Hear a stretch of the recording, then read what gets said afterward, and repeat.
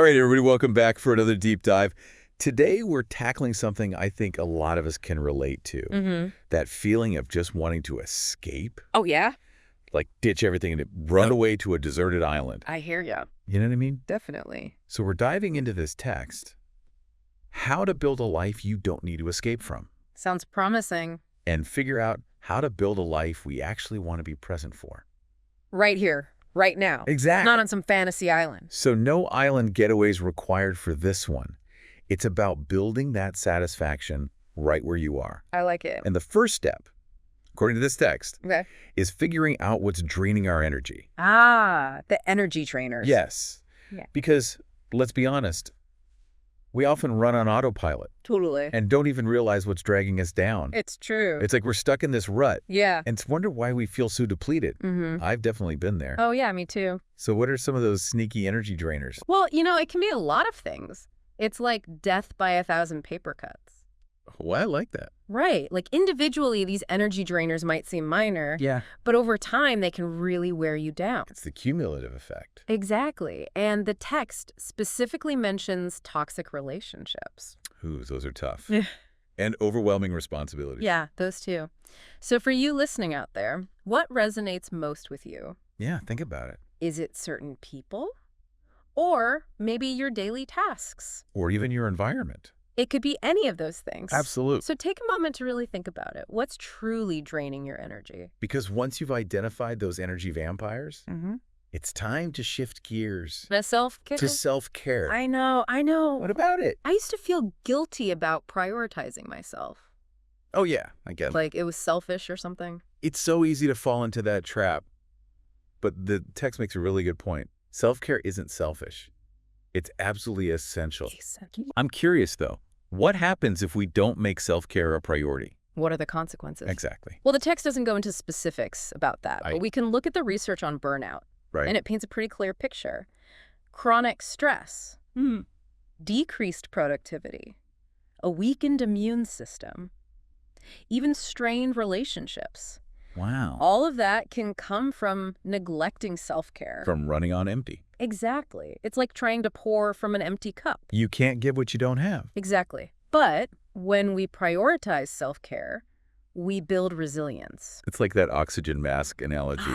You got to put your own mask on first Right. before you can help anyone else. Exactly. So how do we actually make time for self-care? Well, the text suggests setting aside at least 30 minutes each day 30 minutes, yeah. for something nurturing, Okay. reading, a walk in nature, anything that brings you joy. So for our listeners out there, what 30-minute activity could you realistically fit into your day? It doesn't have to be anything fancy. Just something for you. Exactly. Okay, so we've talked about self-care. But what about the people we surround ourselves with? Our tribe. Yes. The text emphasizes the importance of cultivating meaningful relationships. So important. And it's not just about the number of friends. No, it's about the quality of those connections. Those deep connections. Yes. The text specifically mentions people who support, uplift, and inspire. Sounds like a good crew. Right. But I gotta be honest, the idea of leaving behind relationships that don't serve me feels kind of daunting. I hear you. Like, is that always necessary? That's a great question, and it's worth noting that the text isn't saying you have to cut off everyone who Right. doesn't perfectly fit those criteria. It's more about being mindful of the energy exchange. The energy exchange. Yeah. In your relationships, do you consistently feel drained or negative? After interacting with certain people. Exactly. If so, it might be time to reevaluate those relationships. Okay, so it's not about cutting people off. It's about prioritizing connections that actually fuel our well-being. Right. I like that. Yeah. All right, moving on to something I'm really excited about. What's that? Passion projects. Ooh. The text talks about these as activities that light us up. They're so important, even if they're not directly related to our careers. Or our daily responsibility. Right. It's about finding something that brings you joy. Pure joy. Yeah. And you know what else? Passion projects are a powerful antidote to burnout. Absolutely. They give us a sense of purpose That's and accomplishment. not outside of work. Exactly. So the text suggests dedicating just 1 hour per week 1 hour? to a passion project. So for you listening, what's been on your back burner? What have you been putting off? Is it playing an instrument? Writing that novel? Or maybe something completely different? Whatever it is, try to Oh. carve out just 1 hour this week. You might be surprised of how much of a difference it makes. You never know. Okay, so we've talked about passion projects, but now let's get real. Simplification. Ooh, that's a good one. I'll admit, I'm a bit of a clutter magnet myself. But the text argues that simplification isn't just about tidying up our physical space, It goes deeper than that. It's about decluttering our lives as a whole. our entire lives. Yes. So what are the benefits of that broader approach? Well, when we simplify our lives, we create space for what truly matters. We let go of the unnecessary, The things that are weighing us down, possessions, commitments, even mental clutter. so we can focus on what brings us joy. It's about creating a sense of spaciousness. Spaciousness. Yeah. I love that.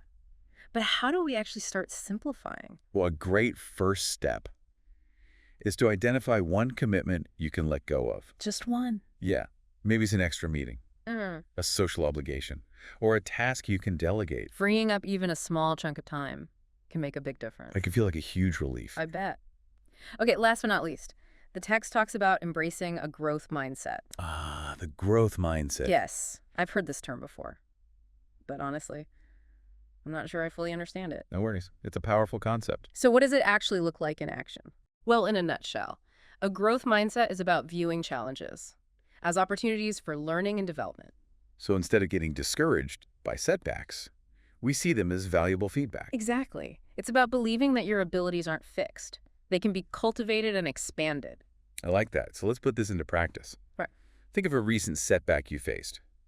Now, how could you reframe that experience as a learning opportunity What did you learn from it? about yourself, your approach, or even the situation itself, It's a great way to shift your perspective. and turn those setbacks into stepping stones? Exactly. So to recap, we've explored 6 key pillars 6. for building a life we don't need to escape from: identifying our energy drainers, prioritizing self-care, nurturing meaningful relationships, pursuing passion projects, embracing simplification, and adopting a growth mindset. That's quite the toolkit. It is. And remember, these aren't rigid rules. They're Wow. tools to help us create a life that feels authentic and aligned With your values with our values. and aspirations. So be patient with yourselves.